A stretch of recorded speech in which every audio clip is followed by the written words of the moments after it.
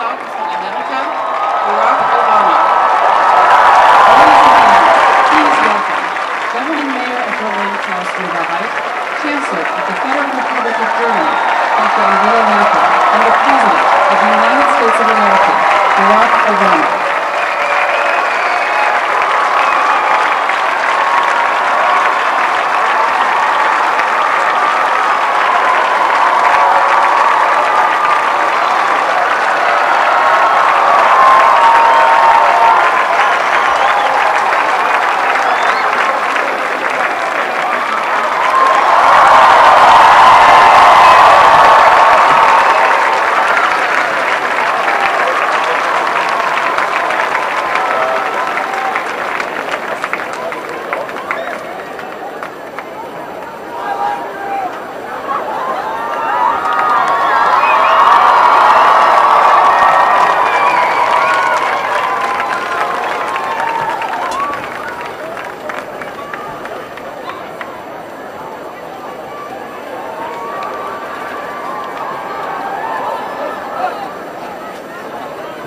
Sehr geehrter Herr Präsident des Deutschen Bundestages, Bundeskanzlerin, Bundespräsident, Exzellenzen, liebe Gäste der Stadt, liebe Berlinerinnen und Berliner, Mr. Präsident, herzlich willkommen in Deutschland, herzlich willkommen in Berlin, herzlich willkommen am Hamburger Tor, dem Wahrzeichen unserer Stadt.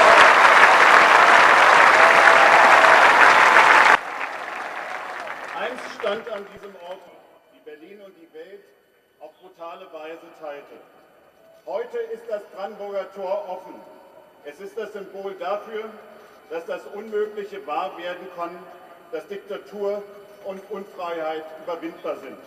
Wenn die Menschen ihre Ängste überwinden, wenn sie den Mut zum Wandel haben und wenn sie auf ihrem Weg von Freunden begleitet werden. Herr Präsident, wir heißen Sie als verlässlichen Freund unserer Stadt willkommen. Berlin, das ist die Stadt, in der das Herz der deutsch-amerikanischen Freundschaft schlägt.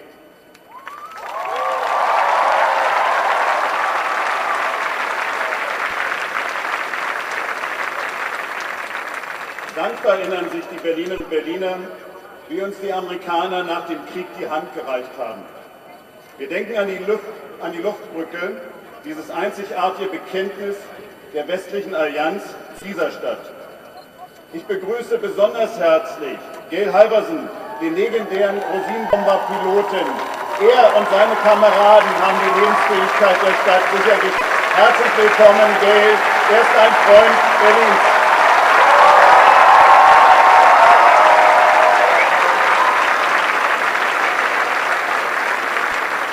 Heute sind es Einrichtungen wie die Amerika-Gedenkbibliothek, die John F. Kennedy-Schule,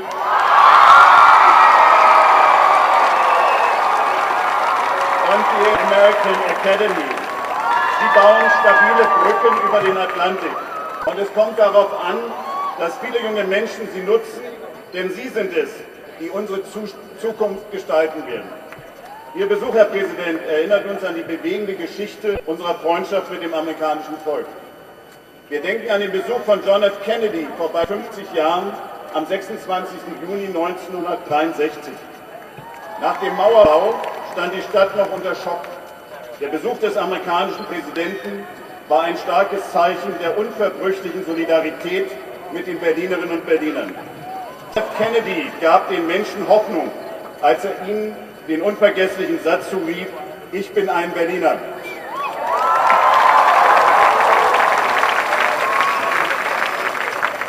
(1987) sprach uns Ronald Reagan aus der Seele: Mr. Gorbatschow, tear down the wall. Und wir erinnern uns natürlich an Ihren begeisternden Auftritt, Mr. President, 2008 an der Siegessäule vor 200.000 Menschen. Besonders an den Satz: Niemand kennt den Traum von der Freiheit so gut wie die Menschen in Berlin. Dieser gemeinsame Traum von der Freiheit war es, der Berlin und die Amerikaner zu Freunden hat werden lassen. Er war es, der den Menschen in Ostdeutschland Mut machte, sich solidarisch und friedlich gegen die Diktatur zu erheben.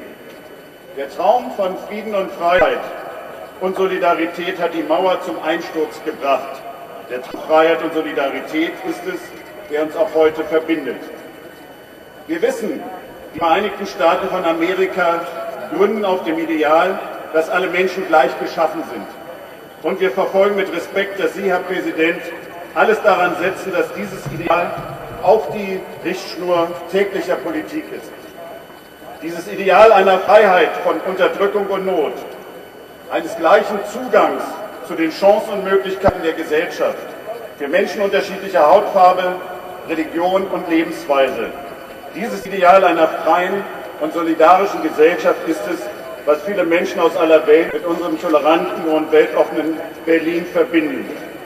Dieses Ideal wird auch künftig den Herzschlag unserer deutsch-amerikanischen Freundschaft bestimmen.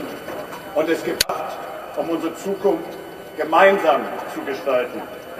Berlin grüßt das deutsche Volk und heißt Sie, Herr Präsident Obama und Ihre Familie, nochmals herzlich willkommen in der Stadt.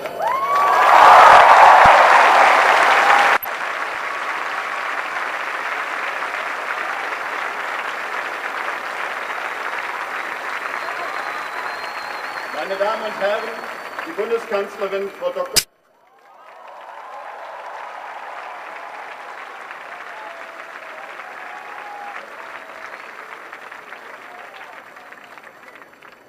Sehr geehrter Herr Präsident, lieber Barack Obama, meine Damen und Herren, ich weiß, dass viele von Ihnen heute schon länger hier sind und nicht immer ist gutes, schönes Wetter. Aber ich sage ganz einfach, lieber Mann, wir haben das bestmögliche Wetter ausgesucht. Herzlich willkommen in Berlin.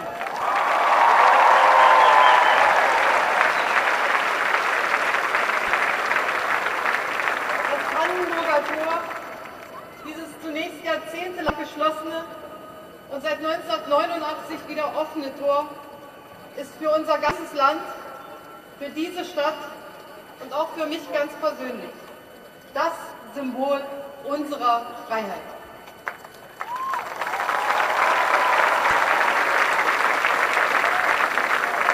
Vor 60 Jahren war es einer der Schauplätze des Volksaufstandes in der DDR. Am 17. Juni 1953 fasste rund 1 Million Menschen in der ganzen DDR den Mut, ihre Stimme zu erheben. Sie protestierten gegen staatliche Bevormundungschaft, für Bürgerrechte, Demokratie. Sie riefen, wir wollen freie Menschen sein.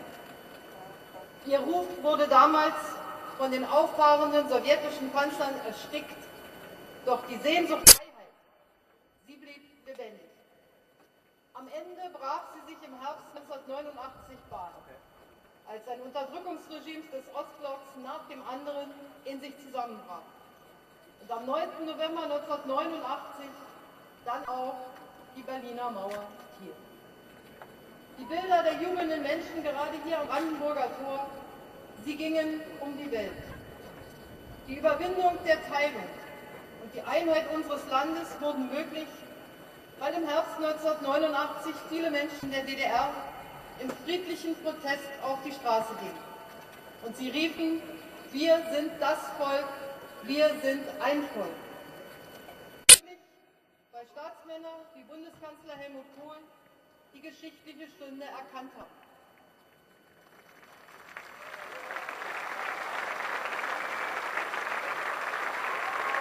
Und sie wurden möglich, weil wir uns in dieser Stunde einmal mehr auf den starken Partner und Freund verlassen konnten, der Deutschland und Europa nach den Schrecken zweier Weltkriege als entschiedener Verfechter der Freiheit dauerhaft verbunden sein sollte.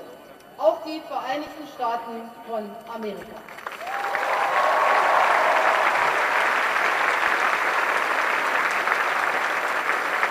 Und deshalb ist es mir eine besondere Ehrenfreude, heute an genau diesem für unser Land so symbolträchtigen Ort am Brandenburger Tor den Präsidenten der Vereinigten Staaten von Amerika, Barack Obama, begrüßen zu können.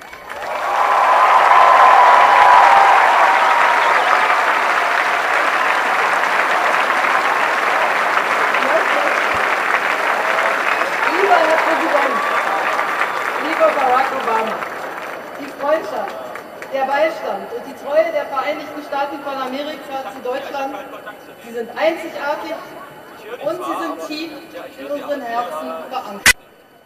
Unvergessen ist der Marshallplan, der im Westen Deutschlands gleichsam das Vorwort einer einzigen wirtschaftlichen Erfolgsgeschichte war. Vergessen sind die amerikanischen und alliierten Piloten, die 1948 und 1949 unter Einsatz ihres Lebens Berlin über eine Luftbrücke versorgt haben.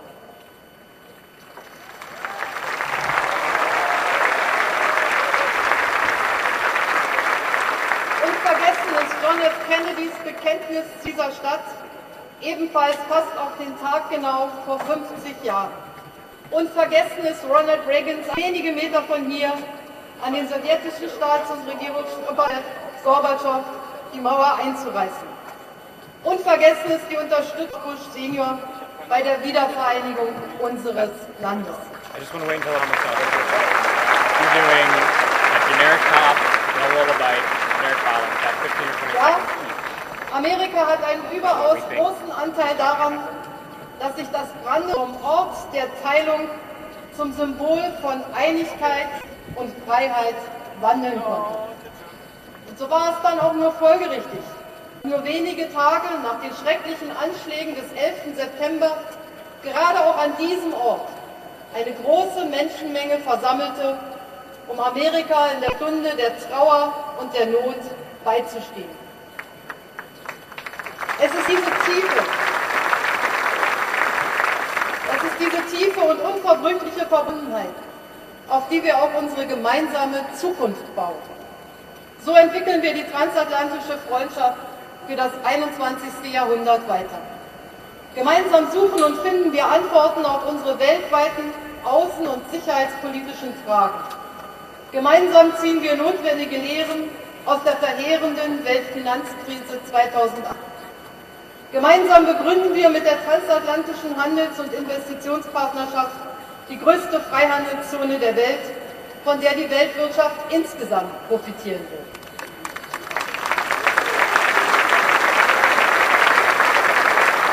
Erst gestern noch haben wir uns im Kreise der führenden Wirtschaftsnationen der Welt mit den Herausforderungen beschäftigt, die uns alle bewegen. Ja, wir wollen die Globalisierung gestalten, aber nicht irgendwie, sondern auf dem Fundament unserer gemeinsamen Werte. Für mich steht außer Frage, die transatlantische Partnerschaft ist auch im 21. Jahrhundert der Schlüssel zu Freiheit, Sicherheit und Wohlstand für alle.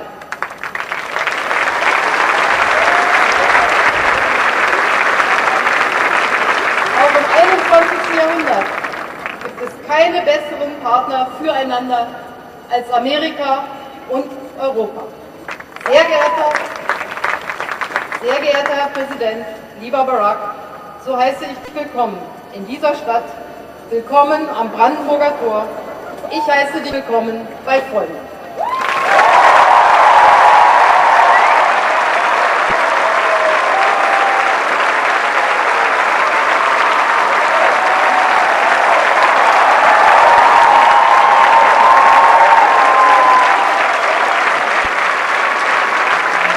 Hello, Berlin.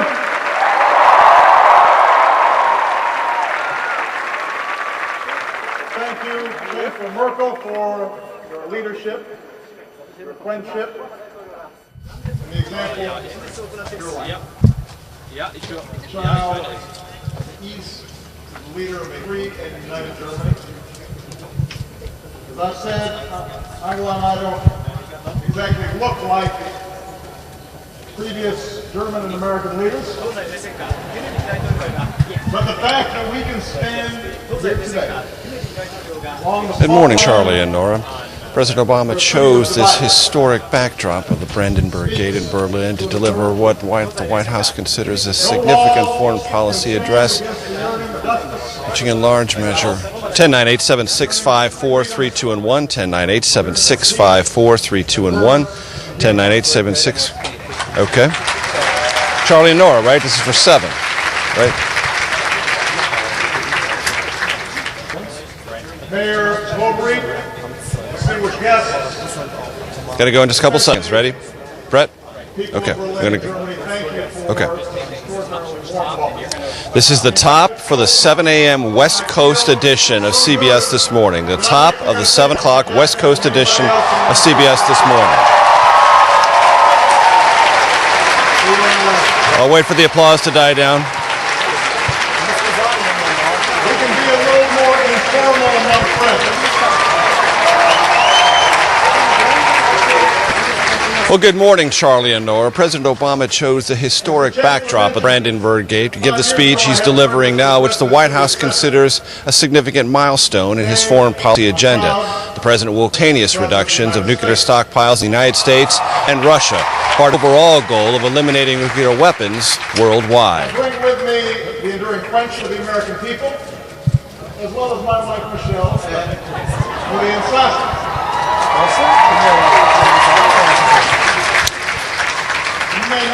And so we need about 20 seconds coming out of this, right? The last thing they Brett, want to do is about 20 seconds coming out of this, and then back to Charlie and Nora, right? Charlie and Nora. So Okay. they're out experiencing the beauty and the history of Berlin. 3, 2, and 1. Before this speech, Mr. Obama met with German Chancellor Angela Merkel, who pressed him for details on National Security Agency surveillance and data mining of the Internet. The president said afterward the program was circumscribed and did not result in... Try that again. 3, 2, and 1. Before this speech, Mr. President... Try that again. 3, 2, and 1. Before this speech, Mr. Obama met with German Chancellor Angela Merkel, who pressed him on the scope of National Security Agency surveillance, specifically Internet data mining, as a counterterrorism strategy. The president assured Germans afterward the program is legal and circumscribed, and no one is trolling through German Internet data. Charlie and Nora from Berlin, back to you. Art and music and science that reflected the height of human endeavor, but also war. Okay, great. Thank you so much. Yep, sounds good. We'll see. We'll talk to you soon. Oh, thank you. It was here that Berliners carved out an island of democracy against the greatest of odds. As has already been mentioned, they were supported by an airlift of hope, and we are so honored to be joined by Colonel Halverson, 92 years old, the original candy bomber. We could not be prouder of him.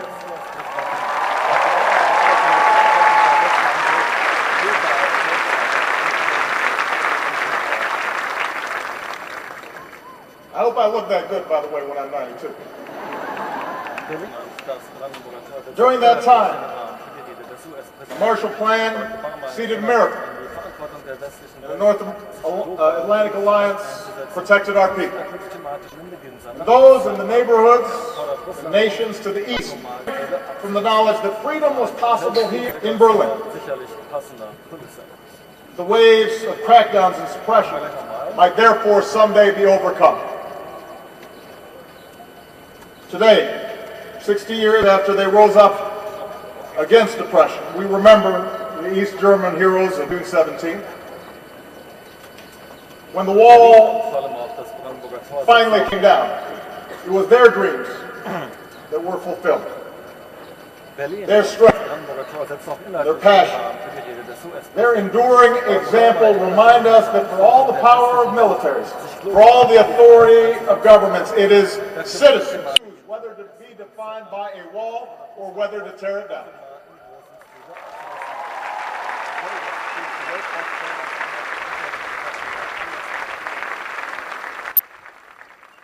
We're now surrounded by the symbols of Germany reborn. A rebuilt Reichstag, its glistening glass dome, an American embassy back at its historic home on Paris-Air Place, and this square itself, once a desolate no man's land, is now open to all. So while I am not the first at this gate, I am proud to stand inside to pay tribute to the past.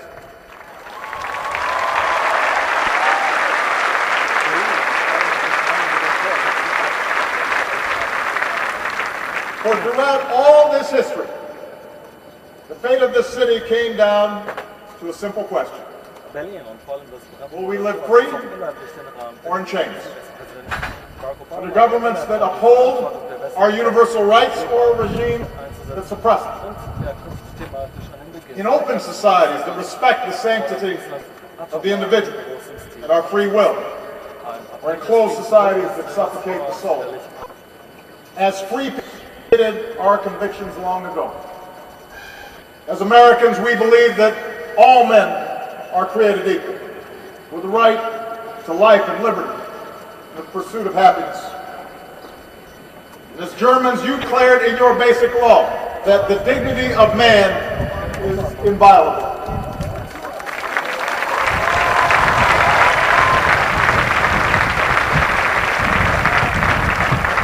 Around the world, nations have pledged themselves to a universal declaration of human rights, which recognizes the inherent dignity and rights of all members of our human family. And this is what was at stake here in Berlin all those years. Because courageous crowds climbed atop that wall, because corrupt dictatorships gave way to new democracies, because millions across this continent now breathe the fresh air of freedom, we can say here in Berlin, here in Europe, our values won. Openness won, tolerance won, and freedom won. Here in Berlin.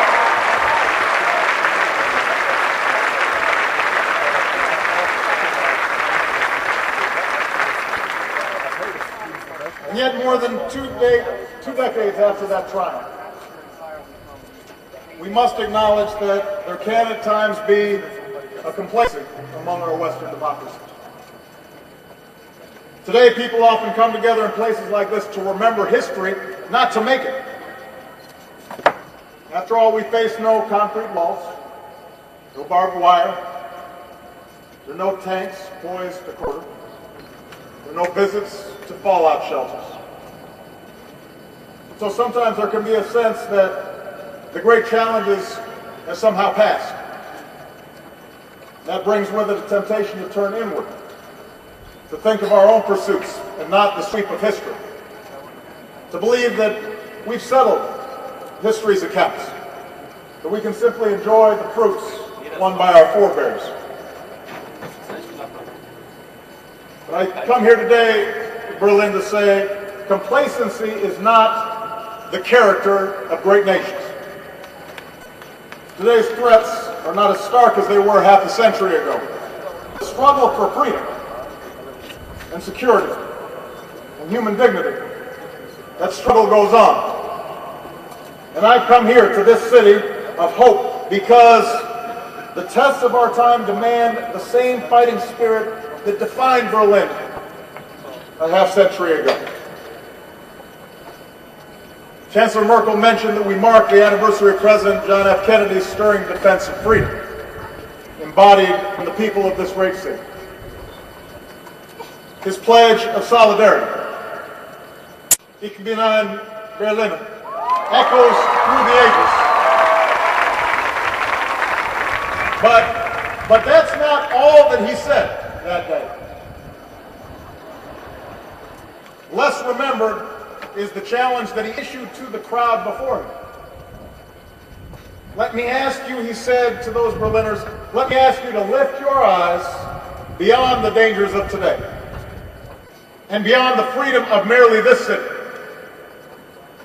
Look, he said, to the day of peace with justice, beyond yourselves and ourselves to all mankind. President Kennedy was taken from us less than 6 months after he spoke those words. And like so many who died in those decades of division, he did not live to see Berlin united and free. Instead, he lives forever as a young man in our memory. But his words are timeless because they call upon us to care more about things than just our own self-comfort, about our own city, about our own country. They demand that we embrace the common endeavor of all humanity. And if we lift our eyes, as President Kennedy called us to do, then we'll recognize that our work is not yet done. For we are not only citizens of America or Germany, we are also citizens of the world. and our fates and fortunes are linked like never before. We may no longer live in annihilation, but so long as nuclear weapons, we are not truly safe.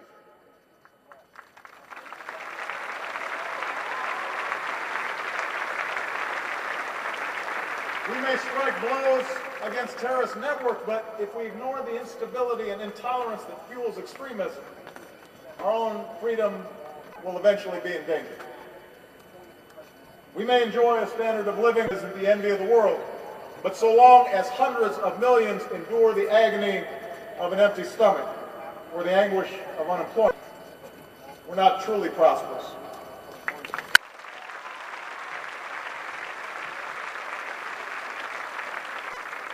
I say all this here, in the heart of Europe, because our shared past shows that none of these challenges can be met unless we see ourselves as part of something bigger than our own experience. Our alliance is the foundation of global security. Our trade and our commerce is the engine of our global economy.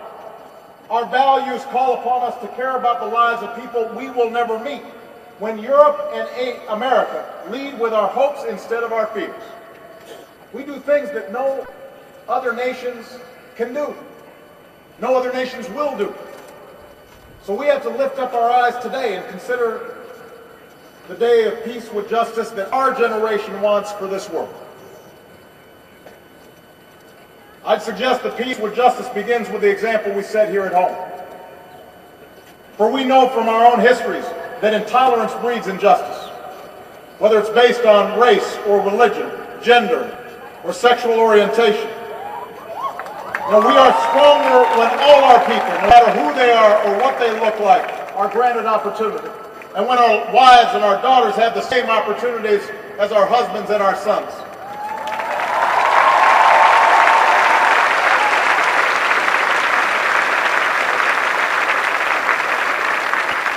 When we respect the faiths practiced in our churches and synagogues, our mosques, our temples, we're more secure. When we welcome the immigrant with his talents or her dreams, we are renewed.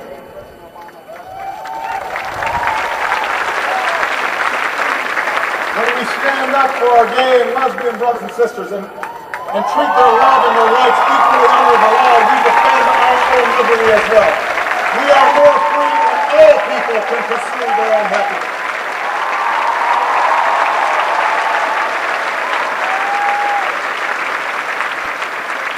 And as long as walls exist in our hearts to separate us from those who don't look like us or think like us or worship, we have to work harder together to bring those walls of division down. Peace with justice means free enterprise that unleashes the talents and creativity that reside in each of us. You know, other models direct economic growth from the top down, solely on the resources extracted from the earth, but we believe that real prosperity comes from our most precious resource, our people. And that's why we choose to invest in education and science and research.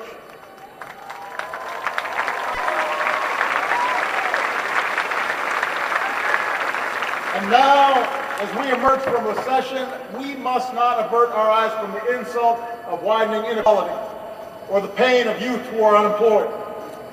We have to build new ladders of opportunity in our own societies that, even as we pursue new trade and investment that fuels growth across the Atlantic. America will stand with Europe as you strengthen your union, and we want to work with you to make sure that every person can enjoy the dignity that comes from work, whether they live in Chicago or Cleveland or Belfast or Berlin, in Athens or Madrid. Everybody deserves opportunity. We have to have economies that are working for all people, not just those at the very top.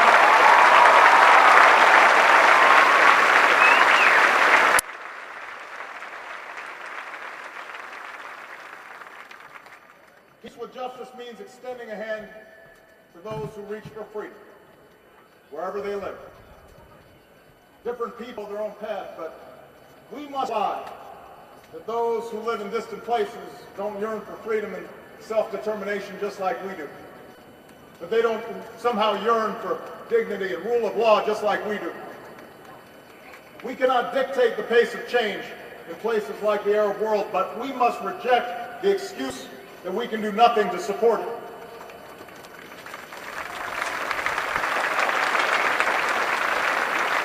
We cannot shrink from our role of advancing the values we believe in, whether it's supporting Afghans for their future or working for Israeli-Palestinian peace, or engaging, as we've done in Burma, to help create space for brave people to emerge from decades of dictatorship. In this century, these are the citizens who long to join the free world. They are who you were. They deserve our support, for they too, in their own way, are citizens of Berlin. And we help them every day.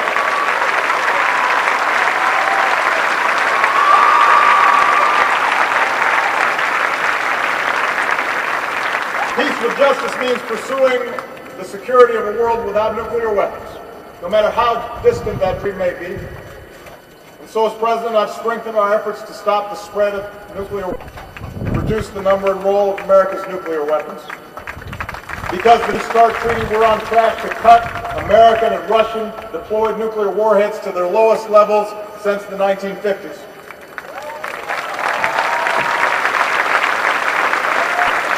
But we have more work to do. So today I'm announcing additional forward. After a comprehensive review, I've determined that we can ensure the security of America and our allies and maintain a strong and credible strategic deterrent while reducing our deployed strategic nuclear weapons by up to 1/3. And I intend to seek negotiated cuts with Russia to move beyond Cold War nuclear postures.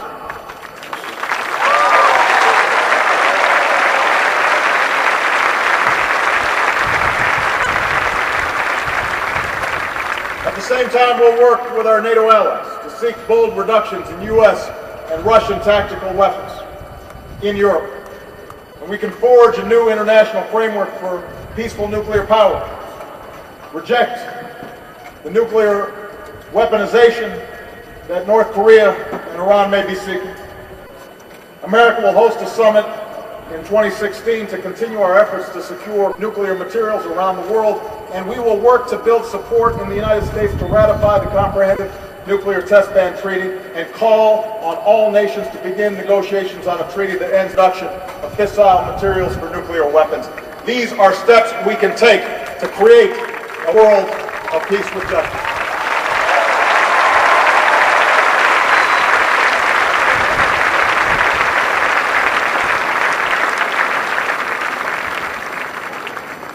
Peace with justice means refusing to condemn our children to a harsh, less hospitable planet. The effort to slow climate change requires bold action, and on this Germany and Europe have led. In the United States, we have recently doubled our renewable energy from clean sources like wind and solar power.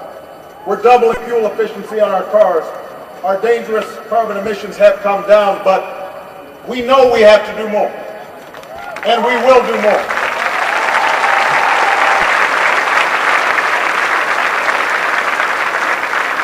With a global middle class consuming more energy every day, this must now be an effort of all nations, not just some. For the grim alternative affects all nations. More severe storms, more famine and floods, new waves of refugees, coastlines that dash, oceans that rise. This is the future we must avert. This is the global threat of our time. And for the sake of future generations, our generation must move toward a global compact to confront a changing climate before it is too late. That is our job. That is our task. We have to get to work.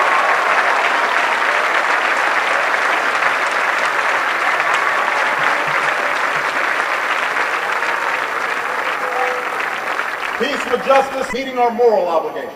We have a moral obligation and a profound interest in helping lift the impoverished corners of the world. By promoting growth so we spare a child born today a lifetime of extreme poverty. By investing in agriculture so we aren't just sending food but also teaching farmers to grow food. By strengthening public health, so we're not just sending medicine, but training doctors and nurses will help end the outrage of children dying from preventable diseases. Making sure that we do everything we can to realize the promise, an achievable promise of the first AIDS-free generation. That is something that is possible if we feel a sufficient sense of urgency.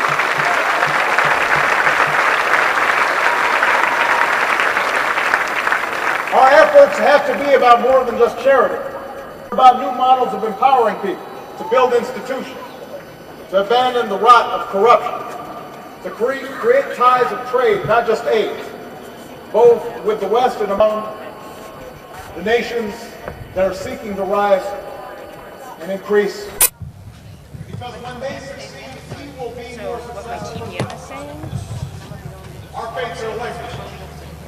We cannot ignore those who are yearning not only for freedom, but also prosperity. And finally, let's remember that peace with justice depends on our ability to sustain both the security of our societies and the openness that defines. Check. 1, 2, 3. Not yet? Okay. Don't merely come from the outside. They can emerge from within, from our own fears, from the disengagement of our citizens. For over a decade, America's been at war. And much has now changed over the 5 years since I last spoke here in Berlin.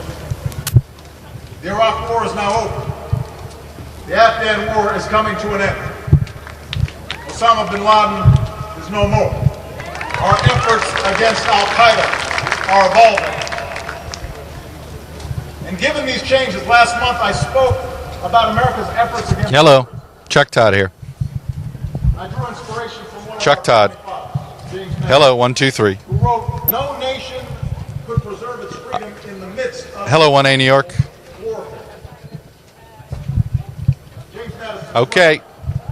Which is why, even as we remain vigilant about the threat of terrorism, we must move beyond the mindset of perpetual war. We rebuild the prison at Guantanamo.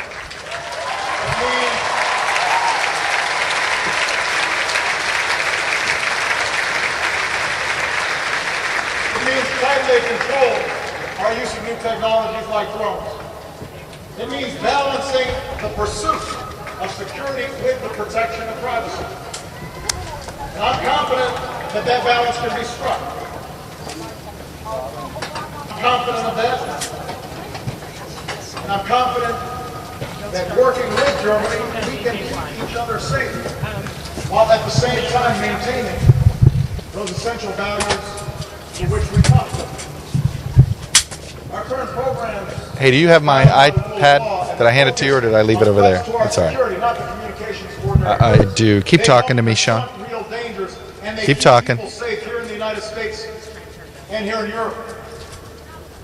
But we must accept the challenge. Of course it's real, and of course it's really happening. And you people in New York should be lucky you get to see them.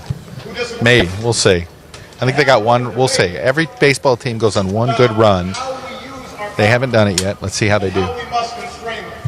Same with the Nats. It'll be very obvious. Take a listen. So what I'm doing, okay, Sean. Yeah, let's talk about it this way. So I'm going to start with I'm throwing to a bite from the presser on NSA. Right? So I'm doing a quick little, here I am at the Brandenburg Gate. President's either just wrapped up or just wrapping up. And then earlier he had a joint press conference. It was the juror in particular that gave the president some tough questioning with the NSA controversy. Here's the president's defense. Take a listen. And then what do I do? Wrap out of that, and then wrap out of that, and then Matt comes back, and then I throw back to Matt, and Matt asks me another question. Is he going to take? Okay. Okay, but do I wrap that bite for a quick second? Right? Yeah, I got it. I got you. Okay. And then he'll set me up for this, for the speech. You got it. behind the wall, braved bullets and jumped barbed wire, and dashed across minefields and dug through tunnels and leapt from buildings and swam across the Spree to claim the right of freedom. Tempter must have gone his remarks.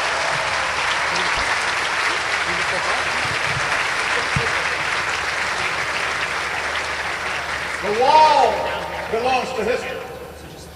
But we have history to make as well.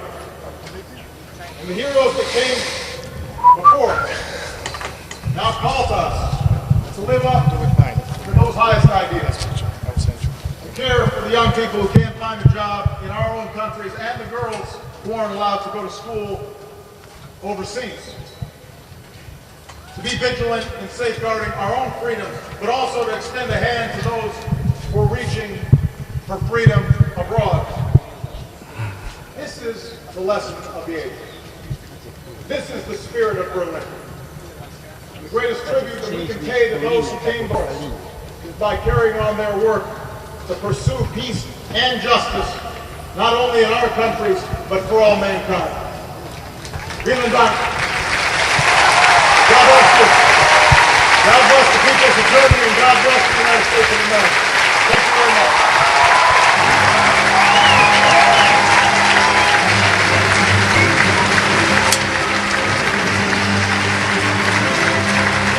Dun, dun, dun, dun, dun, dun, dun, dun, dun.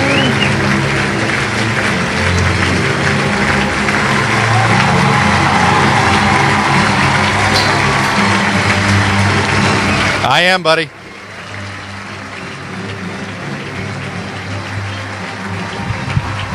Yeah. Right.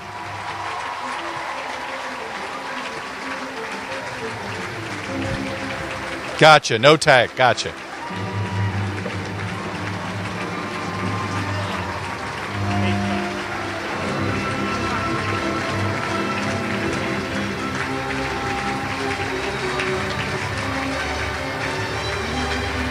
Boy, he bailed in a hurry. I believe this is this a Brandenburg? Yes. This is the Brandenburg Concerto, isn't it? No, the music. Yeah. Is it? I don't know. I'm not the expert. I should know this. It's very familiar. Still more.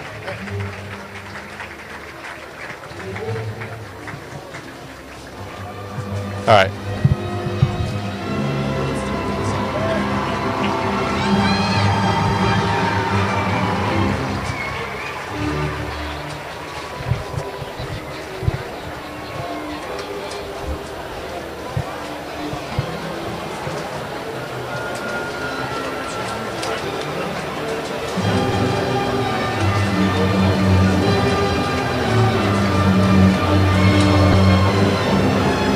Somebody must know. Is this the Brandenburg? I believe yes. I think this is a quickly find out from somebody. I'm pretty sure this is one of the Brandenburg concertos.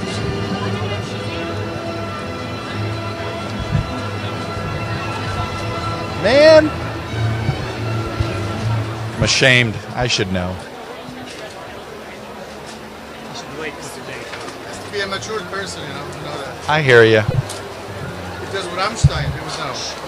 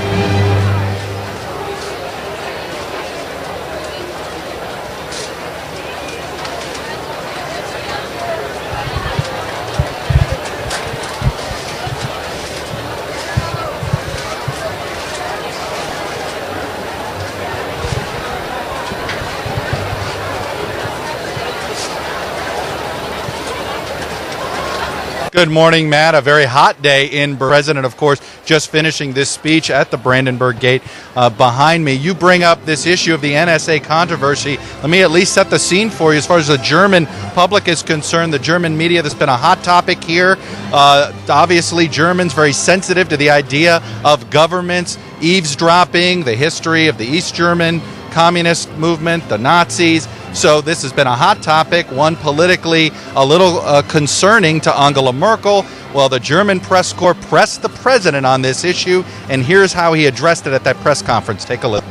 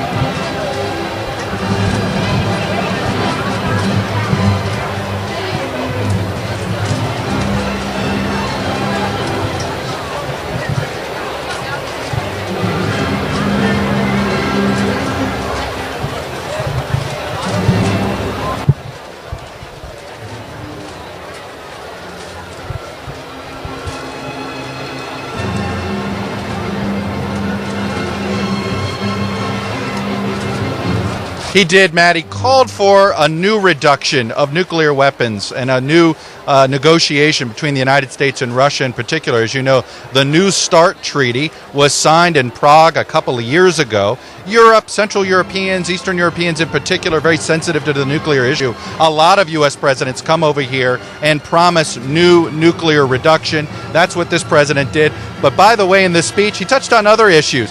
He promised once again to close Gitmo, which is an issue that is of concern to a lot of German citizens. And he also talked about the NSA issue again in this speech, being sensitive to the fact that the German public, while they still love him, are upset that some of the promises he made, he hasn't necessarily fulfilled. Matt?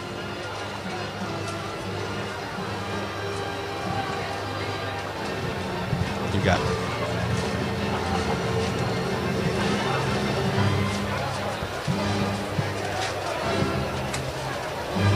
You good, Tom?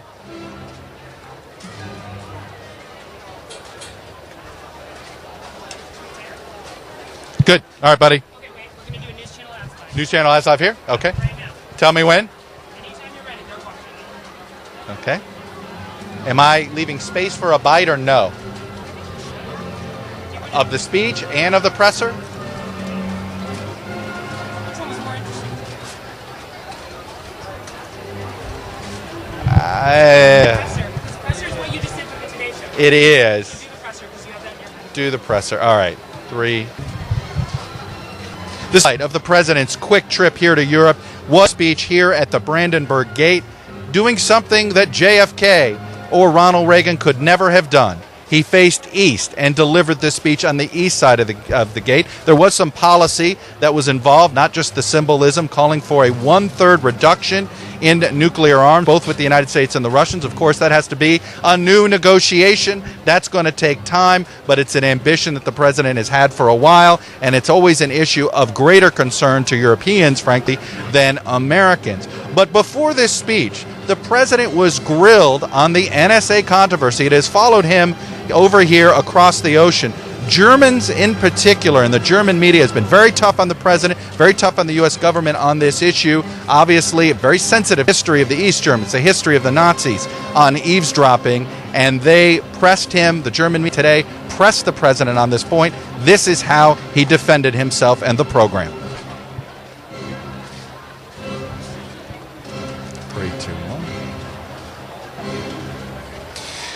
After this speech, the president went on with one more meeting with the opposition leader of Merkel's government here in Berlin. Then he's being feted with a state dinner, and then no more overnighting here. He'll sleep on Air Force One and start a regular old workday back in the Oval Office in Washington Thursday morning. Traveling with the president, Chuck Todd, NBC News, Berlin. Chuck, do you say opposition leader of Merkel's government? How do you phrase that? The opposition leader.